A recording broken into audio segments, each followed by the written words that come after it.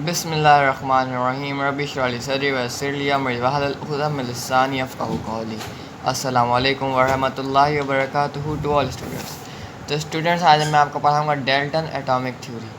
हमने जो अगर ये बोर्ड में आ जाती है डेल्टन एटॉमिक थ्योरी, तो हमें इसको दो पोर्शंस में डिवाइड कर देना है। पहला है इसका इंट्रोडक्शन और दूसरे हैं इसके पोस्टुलेट्स।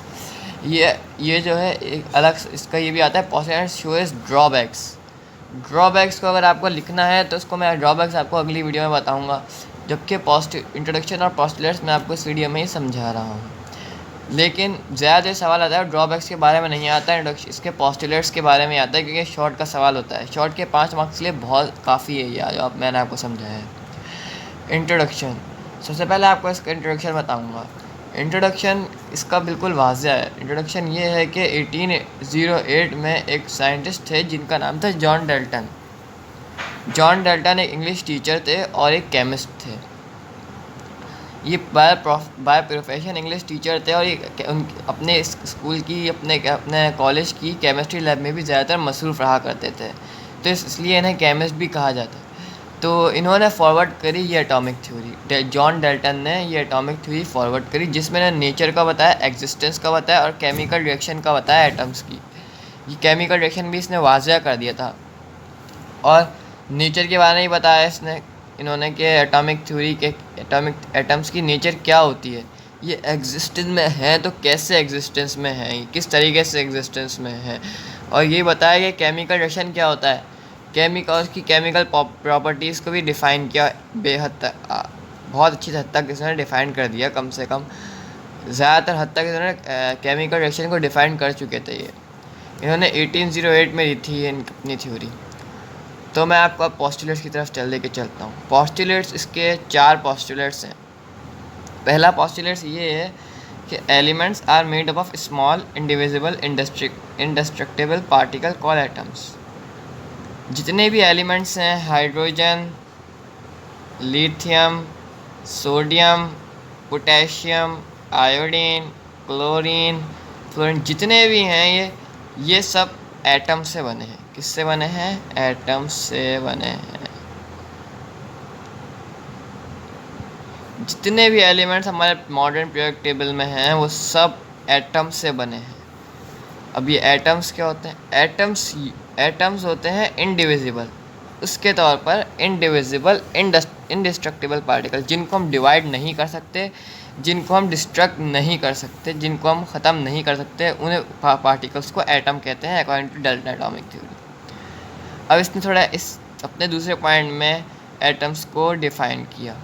इसमें होता है atom present in a given element are identical in all respect in mass, size and chemical properties. ये पॉइंट इसका थोड़ा समझने का है, ये बच्चों को समझ में नहीं आता है। ये पॉइंट कुछ इस तरीके से देखें। हाइड्रोजन है, हाइड्रोजन में जितने भी इसके एटम्स हैं ना हाइड्रोजन के, वो हाइड्रोजन के एटम्स सारे सेम होंगे, साइज में भी, मास में भी और केमिकल प्रॉपर्टीज़ में। हाइड्रोजन के जितने भी एटम्स हैं, एलिमेंट है ना, क्योंकि ये एक एलिमेंट्स के जितने भी एटम्स हैं वो सेम ही होंगे, बजाय लिथियम के जितने भी एटम्स हैं वो सारे सेम होंगे। लेकिन हाइड्रोजन के एटम लिथियम के एटम से डिफरेंट होंगे। क्या? हाइड्रोजन के एटम लिथियम के एटम से डिफरेंट होंगे, लेकिन हाइड्रोजन के जितने भी अपने एटम्स हैं वो सारे ही सेम होंगे। इसने इस पॉइंट में ये बताया कि एक एलिमेंट में एक से ज़ायद एटम्स होते हैं और सारे सेम होते हैं और डिफरेंट होते हैं दूसरे एलिमेंट के एटम से। समझ में आ गया आपको? यानी एटम जितने भी हाइड्रोजन के वो सारे सेम होंगे और जितने भी लिथियम के हैं वो सारे एक सेम होंगे, लेकिन हाइड्रोजन के एटम लिथियम के एटम से डिफरेंट होंगे। Compound are formed when atom of more than one element combined. Compound, अब ये कंपाउंड टर्म को भी इसने डिफाइन कर दिया। इसने कंपाउंड में ये बताया कि कंपाउंड जो होते हैं, कंपाउंड जब फॉर्म्ड होते हैं जब एक या एक से ज़ायद एटम्स के एलिमेंट एक दूसरे के साथ कंबाइंड होते हैं, केमिकल रिएक्शन होता है, केमिकल बॉन्डिंग होती है, और दो एलिमेंट्स एक दूसरे के साथ कंबाइंड होते हैं, यानी दो डिफरेंट नेचर के एटम्स एक साथ दूसरे के कंबाइन होते हैं तो कंपाउंड फॉर्म करते हैं। हाइड्रोजन और फ्लोरीन एक दूसरे से कंबाइन हो गए, क्या बन गया? Hydrogen fluoride. कैसे हुए? लेकिन ये डीप में जाएंगे अगर इनकी हम बॉन्डिंग के बारे में पढ़ेंगे, एटम्स के बारे में पढ़ेंगे, हाइड्रोजन का फ्लोरीन का नंबर, एटॉमिक नंबर, हाइड्रोजन का एटॉमिक नंबर, इसके मुताबिक अगर हम पढ़े तो फिर बहुत डिटेल में चलेगी बात। लेकिन बॉन्ड फॉर्म हो गया, आप ये सोच लें, हाइड्रोजन प्लस फ्लोरीन HFl बन गया, समझ लें आप, ये हाइड्रोफ्लोरिक बन गया, ये आप समझ जाएं। बस देखें, दो एटम्स डिफरेंट के कंबाइन हो गए और एक एटम बन गया, एक कंपाउंड बन गया। दो एलिमेंट्स कंबाइन हो गए, दो एलिमेंट्स जिनमें एटम्स डिफरेंट मौजूद हैं वो कंबाइन होकर एक कंपाउंड बना दिया। अब ये इसने चौथे पॉइंट में अपने केमिकल रिएक्शन को डिफाइन किया है। केमिकल रिएक्शन क्या होता है? केमिकल रिएक्शन को इसने बताया है कि केमिकल रिएक्शन जो होता है वो रीअरेंजमेंट ऑफ एटम्स होता है, यानी केमिकल रिएक्शन में अरेंज्ड हो जाते हैं एटम्स, एक दूसरे से कंबाइंड होते हैं और एक तरीके से अरेंज हो जाते हैं। और ये बताया कि इसमें जो है ज़्यादा चेंजेस अकर नहीं होते हैं मैटर के अंदर, इसमें जो हैं इसके अंदर जो है वो ना मैटर जो है, इसने law of conservation of mass को भी अपनी थ्योरी में लाया कि मैटर ना तो डिस्ट्रॉय हो सकता है और ना क्रिएट हो सकता है, राइट, नॉट क्रिएटेड।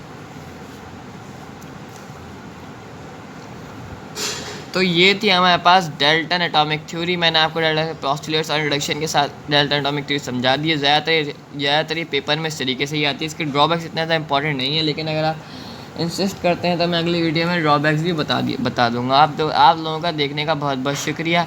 लाइक कर दीजिएगा अगर आपको मेरी एक्सप्लेनेशन पसंद आई तो आप दुआ में याद रखिएगा। अल्लाह हाफ़िज़।